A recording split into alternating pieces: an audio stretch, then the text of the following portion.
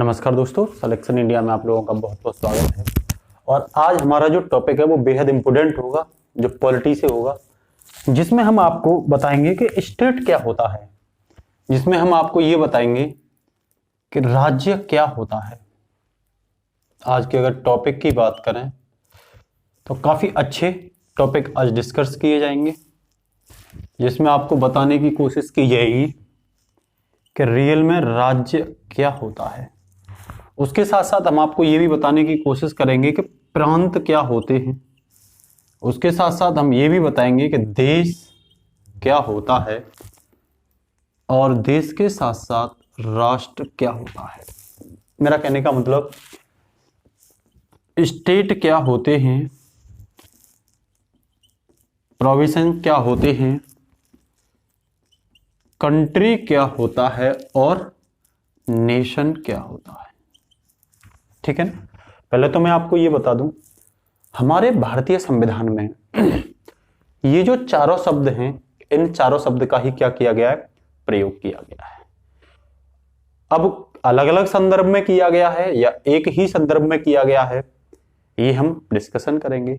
दूसरी बात, जब हम राज्य को डिस्कस करेंगे तो हम ये भी देखेंगे कि राज्य का अलग अलग संदर्भ में क्या मायने हैं। अलग अलग संदर्भ में इसका मतलब अलग निकल के आता है, इसका अर्थ भी अलग निकल के आता है। ठीक है। कुछ सैद्धांतिक आधार हैं, कुछ इंटरनेशनल आधार हैं, कुछ अपनी क्षेत्रीय इकाइयों के रूप में आधार हैं। तो उनको हम बारीकी से क्या करेंगे, डिस्कस करेंगे। दोस्तों, टॉपिक बेहद इंपॉर्टेंट है। ये टॉपिक आईएएस, पीसीएस या अन्य एग्जाम के लिए ही इंपॉर्टेंट नहीं है, बल्कि आपकी पॉलिटी में जो अंडरस्टैंडिंग है उसको डेवलप करने में भी बेहद कारगर होगा। क्योंकि जब तक हमारी बहुत डीपली अंडरस्टैंडिंग नहीं होती है किसी भी सब्जेक्ट में, जब तक हमारा कॉन्सेप्ट उस सब्जेक्ट को लेकर के बिल्कुल फेयर या क्लियर नहीं होता है, तो उसी बात को ध्यान में रखते हुए हम जब स्टेट की बात करते हैं तो हम आपको पहले ही बता चुके हैं कि जो स्टेट होता है वो अलग अलग संदर्भ में अलग अलग रूप से प्रयोग किया जाता है। ठीक है ना। जिसमें हम आपको डिस्कशन जब करेंगे तो ये देखेंगे कि जो स्टेट है वो सैद्धांतिक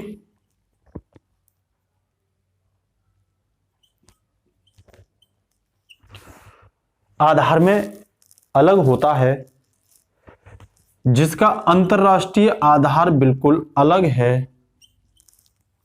ठीक है ना। और जिसका सामान्य आधार बिल्कुल अलग है। मेरा कहने का मतलब सामान्य आधार शुरू से ही शुरुआत करते हैं। इसका सामान्य जनरली क्या होते हैं स्टेट, अंतरराष्ट्रीय आधार क्या है और सैद्धांतिक आधार क्या, सैद्धांतिक आधार क्या है। ठीक है ना। और अंतरराष्ट्रीय आधार क्या है, उसके साथ साथ संवैधानिक आधार क्या है। ठीक है ना। तो मेरा कहने का मतलब अलग अलग संदर्भों में और उनके अलग अलग संदर्भ में इनका आधार ही क्या होगा, बिल्कुल अलग अलग होगा।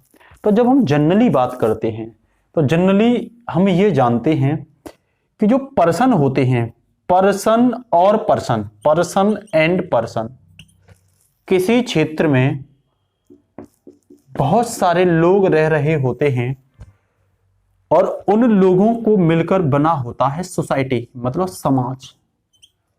लोगों के मिलने से एक समाज का क्या होता है, निर्माण होता है। और उस समाज में काफी द्वंद्व होता है,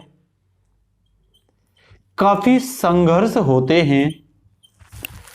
उनके समाधान के लिए, द्वंद्व और संघर्ष के समाधान के लिए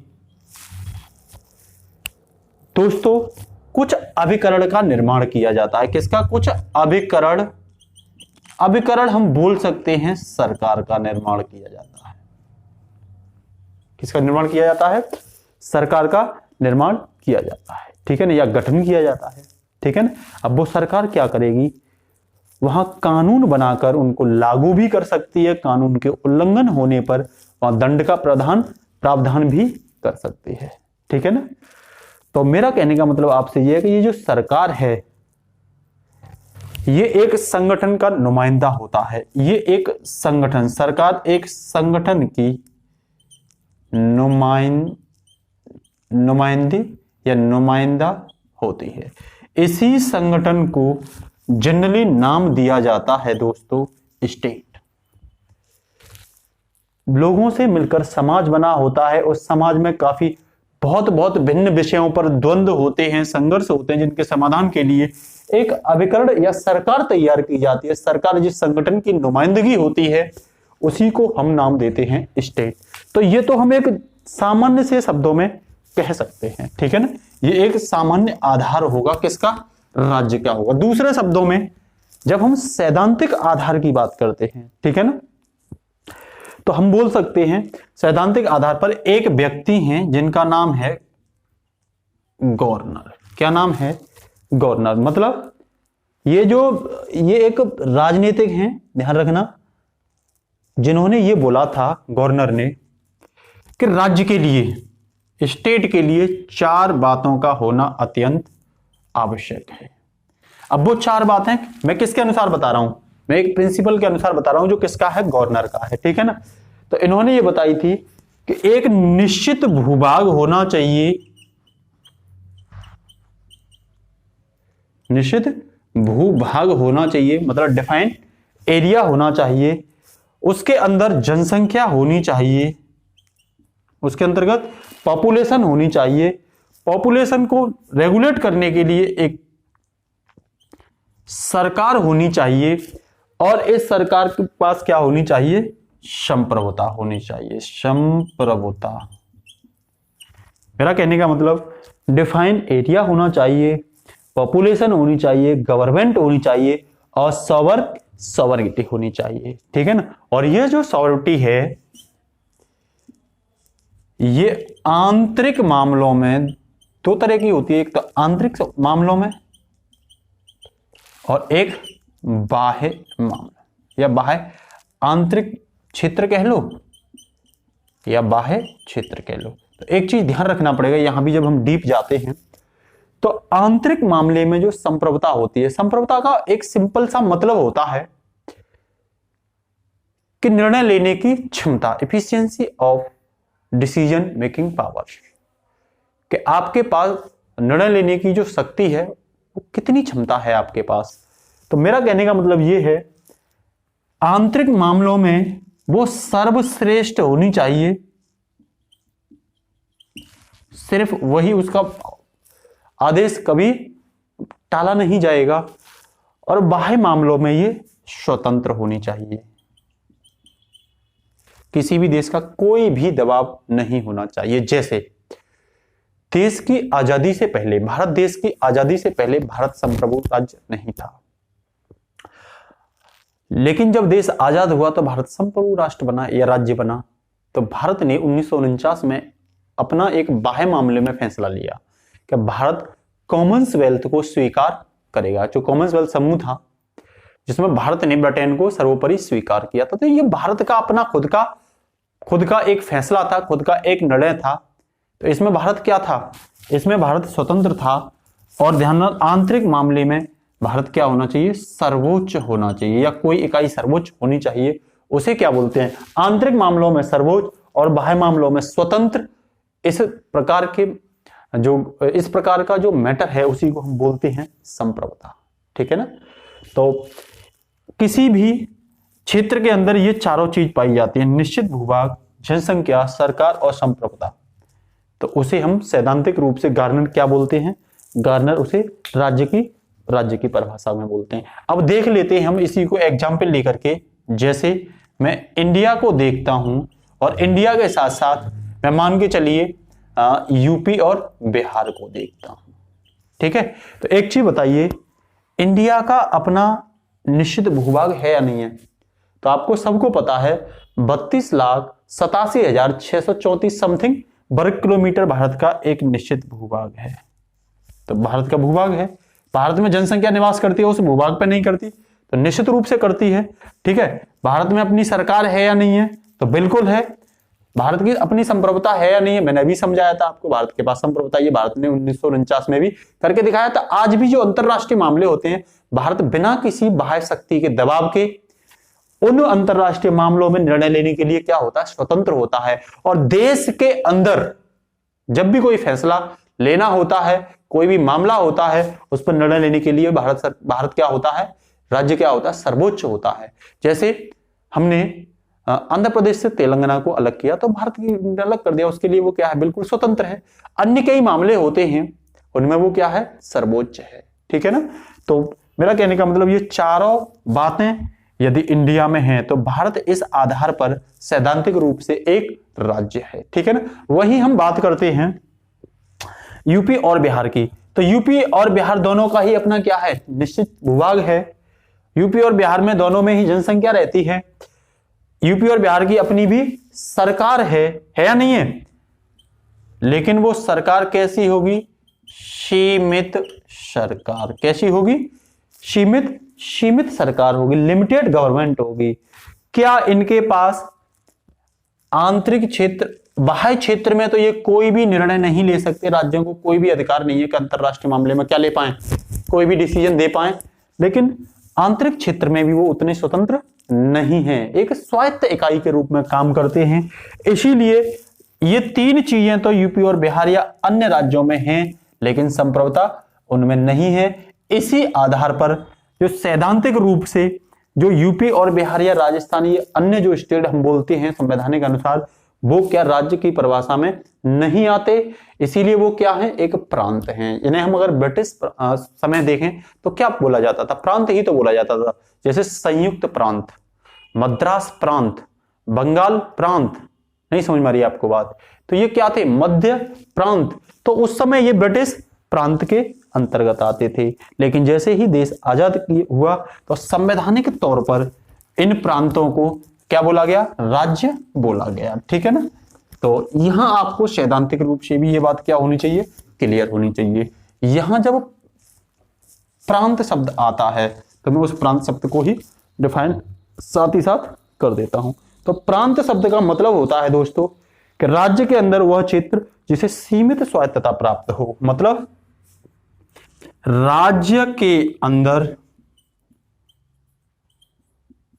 वह क्षेत्र जिसे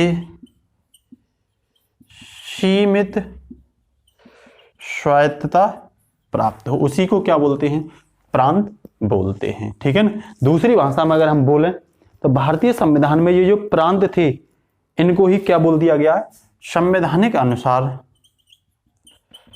इन प्रांतों को ही क्या बोल दिया गया है, राज्य बोल दिया गया। किसके अनुसार, संवैधानिक अनुसार। ठीक है ना।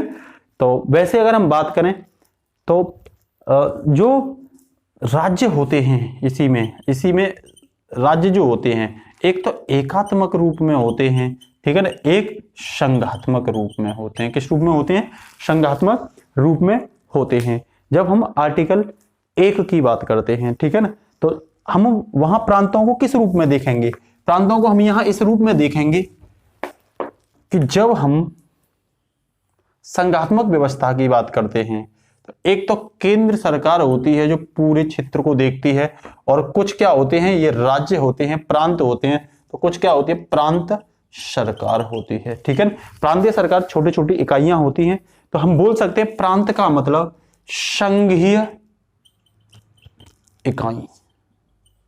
संघात्मक व्यवस्था में जो इकाइयां हैं छोटी छोटी, इन्हीं को क्या बोला जाता है, प्रांत बोला जाता है। ठीक है ना। तो हम ये बोल सकते हैं जो छोटे छोटे क्षेत्रों का शासन संभालती हैं वही क्या है, प्रांत हैं। ठीक है ना। तो स्वतंत्रता से पहले ये जो प्रांत थे वो ब्रिटिश प्रांत के रूप में बंगाल प्रांत, मद्रास प्रांत और संयुक्त प्रांत कहलाते थे, लेकिन स्वतंत्रता के बाद संविधान में इन्हें किस रूप में रखा गया, संविधान में इन्हें राज्यों के रूप में रखा गया। ठीक है ना। तो मेरा कहने का मतलब आपसे ये है कि देश के रूप में यदि कोई राज्य है, अगर बात हो संविधान में देश के रूप में राज्य की बात करते हैं तो वो भारत, ठीक है ना, लेकिन जब संघीय इकाइयों के रूप में बात करते हैं तो वो क्या होते हैं, छोटे छोटे प्रांत होते हैं। यही पहले क्या थे, रियासतें थी। ठीक है ना। तो आपको ये बात भी समझनी होगी। इसके साथ साथ जब हम बात करते हैं राज्य में, मैंने ये बताई थी कि स्टेट को सैद्धांतिक रूप में हमने समझ लिया। उसके साथ साथ अब हम समझते हैं अंतरराष्ट्रीय मैटर में, राज्य को अंतरराष्ट्रीय परिदृश्य में। तो अंतरराष्ट्रीय परिदृश्य में जब हम राज्य को देखते हैं तो यहां भी हम राज्य को एक तो देखते हैं, जैसे हम भारतीय राज्य की बात करते हैं, भारतीय राज्य की बात करते हैं तो हम कह सकते हैं कि अंतरराष्ट्रीय संबंधों की इकाई के अर्थ में इसका प्रयोग बिल्कुल अलग होगा। जैसे हम कह सकते हैं कि भारतीय राज्य जो है वो नेपाली राज्य से क्या होगा, भिन्न होगा। तो ये हम किस परिदृश्य में देख रहे हैं, हम ये देख रहे हैं अंतरराष्ट्रीय परिदृश्य में। या हम बोल सकते हैं कई बार जो हम समाज के बीच अंतर करके जब राज्य को देखते हैं तो हम देखते हैं सिविल सोसाइटी, नागरिक समाज के संदर्भ में राज्य को अलग, मतलब समाज से अंतर करके राज्य के लिए अलग शब्द का क्या किया जाता है, प्रयोग किया जाता है। वहीं हम अंतरराष्ट्रीय स्तर पर जब सरकार के लेवल पर देखते हैं तो सरकार से अंतर करने के लिए राज्य शब्द का भी प्रयोग किया जाता है। सरकार से अंतर करने के लिए भी क्या किया जाता है, राज्य शब्द का प्रयोग अलग मायने में देखा जाता है। कई बार कहते हैं उस देश की सरकार, या फिर हम उसे उस राज्य के परिदृश्य में देखते हैं, अंतरराष्ट्रीय परिदृश्य में। यही हम नेक्स्ट बात करते हैं संवैधानिक परिदृश्य की। इस संवैधानिक परिदृश्य में राज्य का क्या मतलब होता है, ठीक है ना।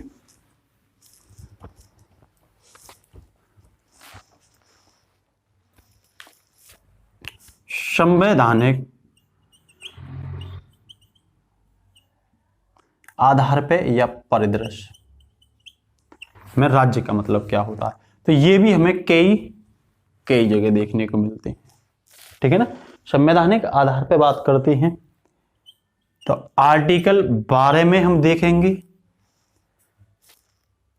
आर्टिकल 12 के साथ साथ हम आर्टिकल अनुसूची फर्स्ट में भी देख लेंगे, जिसमें आर्टिकल 1 भी होता है, और हम आर्टिकल 36 में भी देखेंगे, ठीक है ना। तो मेरा कहने का मतलब है जब हम आर्टिकल 12 के रूप में देखते हैं, ठीक है ना, और एक और हम देख लेंगे यहां अनुसूची फर्स्ट कह लो या प्रांतीय इकाई कह लो, प्रांतीय इकाई के रूप में संविधान में राज्यों का क्या मैटर है, ठीक है ना। जब हम आर्टिकल 12 की बात करते हैं तो निश्चित रूप से यहां क्या है, राज्य की परिभाषा है। क्या है, राज्य की परिभाषा है।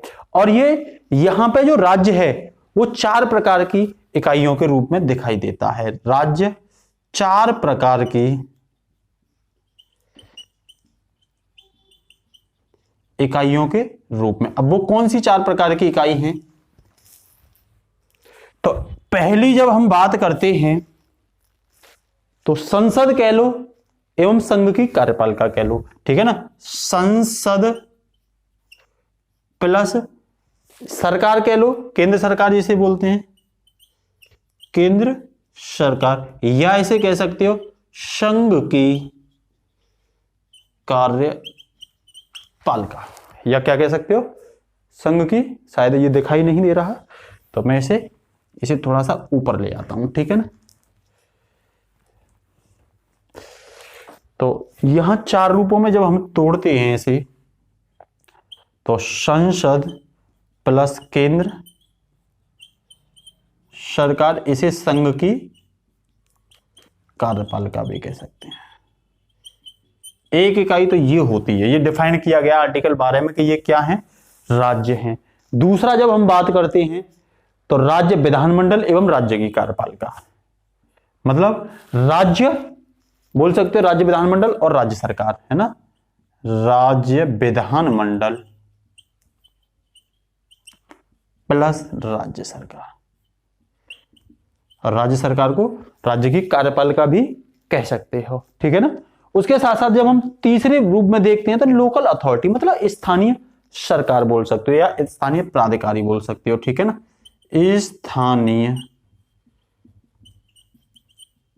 प्राधिकारी, इनमें जैसे पंचायती राज्य इंस्टीट्यूशन या नगरपालिका इंस्टीट्यूशन, ठीक है ना। उसके साथ साथ अन्य प्राधिकरण के रूप में भी देखते हैं, भारत सरकार के अधीन कार्य करने वाले कुछ संस्थाएं, ठीक है ना। अन्य प्राधिकरण, या बोल सकते हो भारत सरकार के अधीन कार्य करने वाली संस्था, बोल देना। ये प्राधिकरण एनजीओ भी हो सकते हैं, ऐसे एनजीओ जो भारत सरकार से क्या प्राप्त करते हैं, फंड प्राप्त करते हैं। भारत सरकार से क्या लेते हैं, कुछ पैसा वैसा लेते हैं ना, जिनका पैसा कहां से लिया जाता है, तो ये भारत सरकार से पैसा लेते हैं, ठीक है ना।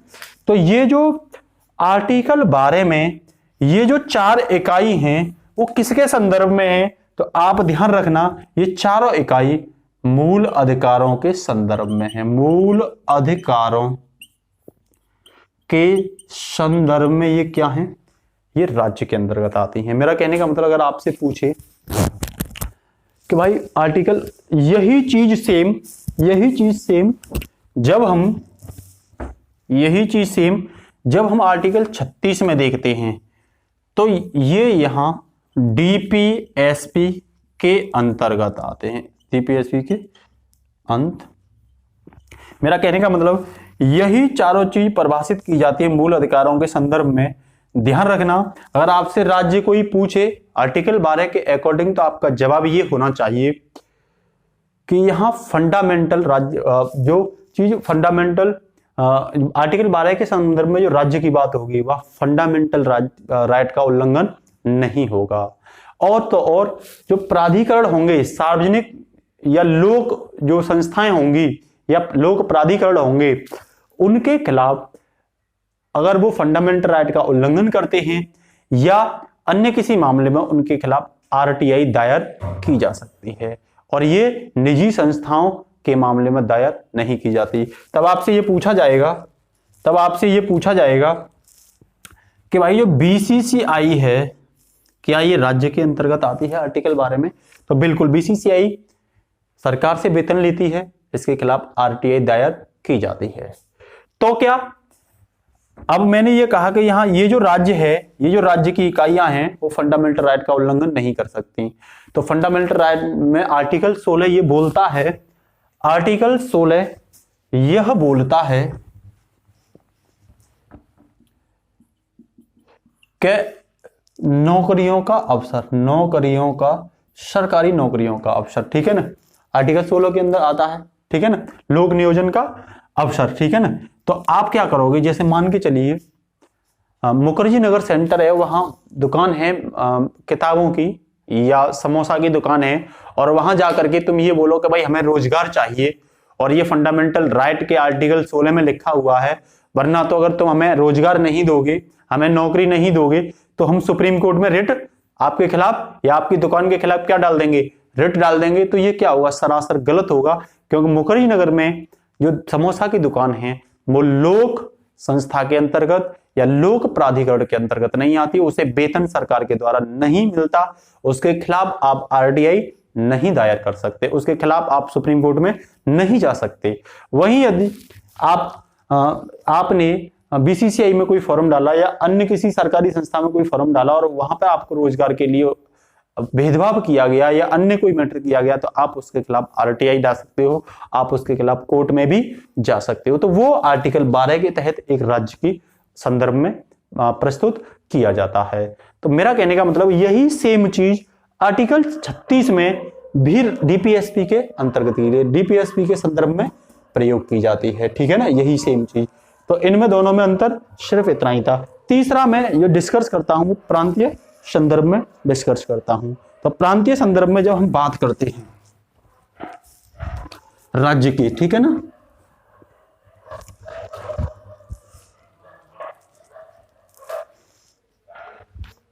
प्रांतीय संदर्भ में जब हम राज्य की बात करते हैं तो निश्चित रूप से आर्टिकल पहला फर्स्ट वहां क्या बोला गया है, भारत राज्यों का क्या होगा, एक संघ होगा, India that is Bharat a union shall be a union of the state। Bharat जो होगा वो राज्यों का एक संघ होगा, ठीक है ना। तो इसका मतलब साफ है कि यहां जो इकाइयों के रूप में शब्द प्रयोग किया गया है, अब यहां ये बोला गया है भारत राज्यों का क्या होगा, संघ होगा। तो यहां राज्य से मतलब राज्य किसके संदर्भ में, इकाई के संदर्भ में, इकाई के संदर्भ में यूज की गई है, ठीक है ना। तो मेरा कहने का आपसे मतलब, जैसे आर्टिकल 2 में बोला है राज्यों का प्रवेश, आर्टिकल 2 की जब हम बात करते हैं तो आर्टिकल 2 में बोला है राज्यों का प्रवेश, तो यह राज्य से मतलब इकाइयां। आर्टिकल 3 में बोला है नए राज्यों का निर्माण, नए राज्यों का निर्माण, तो यहां भी राज्य किसके संदर्भ में यूज किया जा रहा है, छोटी छोटी इकाइयों के संदर्भ में इसका प्रयोग किया जा रहा है। यहां राज्य शब्द का प्रयोग एक छोटी छोटी प्रांतीय इकाइयों के रूप में या संघात्मक शासन में यही संघीय इकाइयों के रूप में यूज किया जाता है। यह पूरा विवरण किसमें है, अनुसूची फर्स्ट में है। तो ये हमने डिस्कशन किया था आपको राज्य के अंतर्गत, ठीक है ना। तो हमने ये भी बताया था कि यदि आपको राज्य में कोई आरटीआई दायर करने की बात करता है तो आपका सीधा जवाब ये होना चाहिए कि आरटीआई लोक प्राधिकरण के संदर्भ में डाल सकते हैं, निजी प्राधिकरण के संदर्भ में आरटीआई दायर नहीं की जा सकती, ठीक है ना। अब उसके साथ साथ हमने राज्य को भी देख लिया, हमने प्रांत को भी डिस्कस कर लिया, अब उसके साथ साथ हम देखते हैं देश, देश क्या होता है, ठीक है ना। तो देश मतलब कंट्री, तो ये एक बहुत अस्पष्ट अवधारणा है, अस्पष्ट भी है और काफी जटिल अवधारणा है, कंसेप्ट है। अब अस्पष्ट और जटिल कंसेप्ट क्यों है, अस्पष्ट और जटिल कंसेप्ट ये है, पहले तो मैं आपको बता दूं कि हमारे भारतीय संविधान में ये जो देश शब्द लिया गया है इसका भी यूज किया गया है। कहां यूज किया गया है, आर्टिकल 37, आर्टिकल 48A, यहां भी बोला गया है कि हमारे देश के लिए ये जो डीपीएसपी हैं, ये दोनों आर्टिकल किसके हैं, डीपीएसपी के हैं, ठीक है ना, directive principle of state policy, राज्य के नीति निर्देशक तत्वों के हैं। तो यहां ये बोला गया है कि राज्य के लिए नीति निर्देशक तत्व बेहद महत्वपूर्ण हैं। वही हम बात करें आर्टिकल 48 की, तो ये बोला गया हमारे देश में मतलब देश में जो भी जंगल हैं, जो भी पर्यावरण हैं, हमारे देश में जो भी जंगल हैं, जो भी पर्यावरण हैं, उनको लागू करने का जो कर्तव्य है वो किसको है, राज्य को। तो आप एक चीज बताइए, आर्टिकल 48 ये भी बोलता है देश के अंदर जो जंगल हैं या वन हैं, ठीक है ना, या वन हैं या वहां का पर्यावरण है, उससे संबंधित गतिविधियों को लागू करने का जो कर्तव्य है वो किसका होगा, राज्य का होगा। तो एक तरफ तो वो देश शब्द को यूज कर रहा है, एक तरफ वो राज्य को कर रहा है। तो ये बहुत ही जटिल और अस्पष्ट कंसेप्ट है कि ये क्लियर ही नहीं कर पा रहा कि देश क्या है और राज्य क्या है।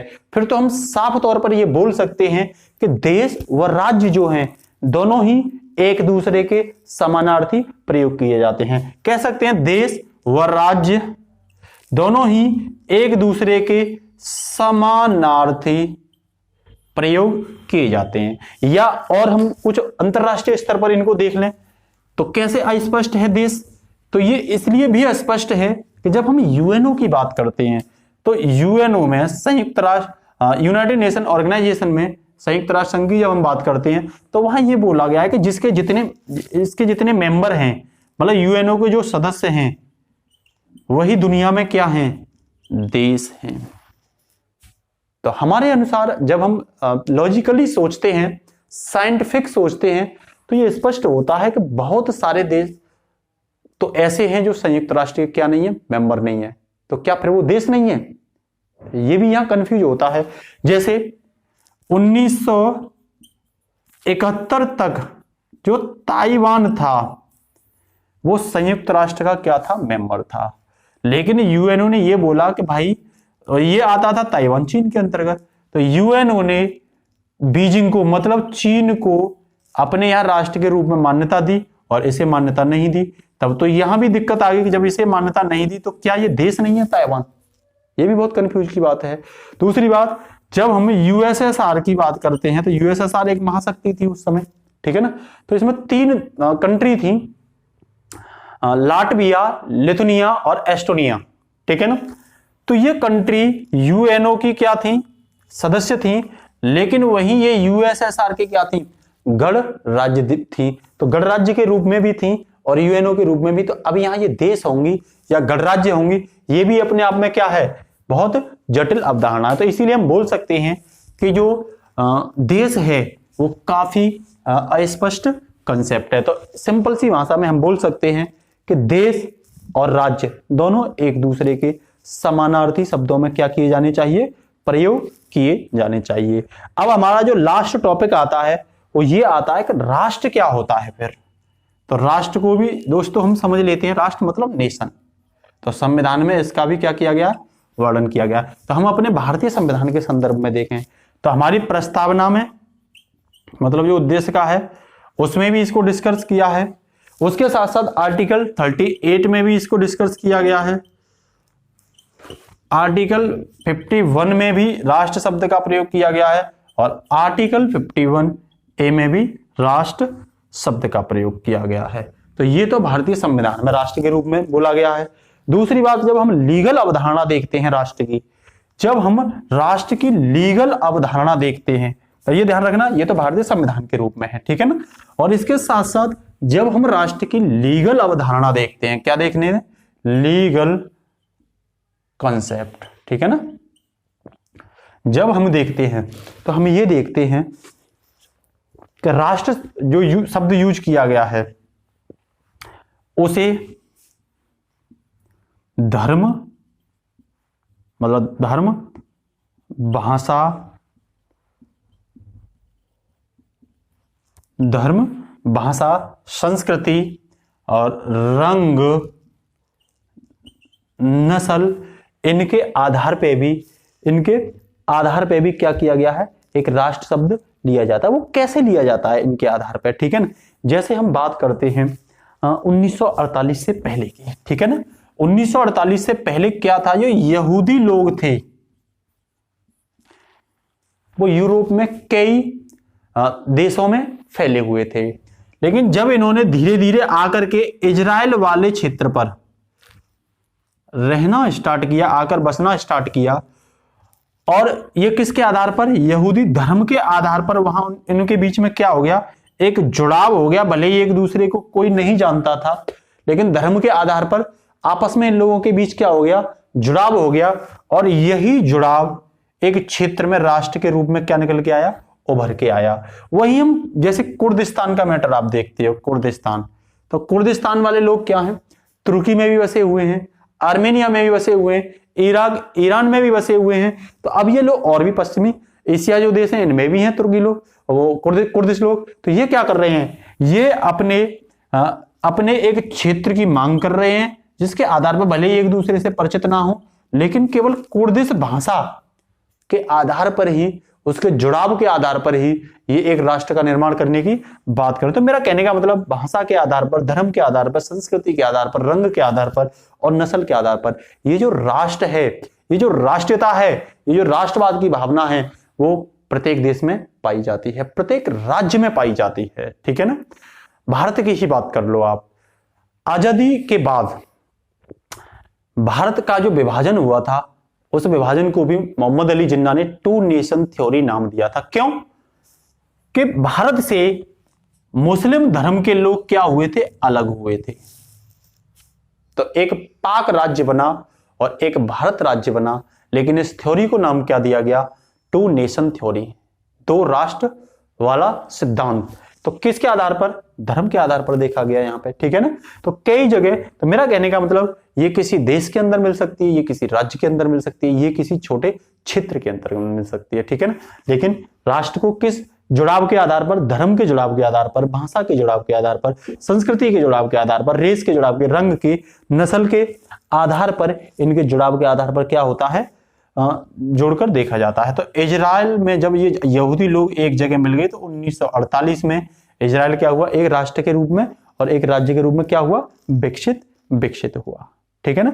तो आप अपने भारतीय संविधान में इसे प्रस्तावना में भी देखोगे, आर्टिकल 38 में भी देखोगे, आर्टिकल 51 में भी देखोगे और आर्टिकल 51A में भी देखोगे। तो मेरा कहने का मतलब राष्ट्र जो है वो सीधा साधा है, धर्म के आधार पर लोग किसी क्षेत्र के अंदर जुड़ाव रखते हैं, भाषा के आधार पर जुड़ाव रखते हैं, उनकी संस्कृति रहन सहन के आधार पर, भाषा के आधार पर, नस्ल के आधार पर ये क्या होती है, राष्ट्रवाद एक प्रकार से एक भावना के रूप में भी विकसित होता है। ठीक है ना। तो दोस्तों आज के लिए इतना ही, नेक्स्ट अगली क्लास में मिलते हैं। जय हिंद, जय भारत।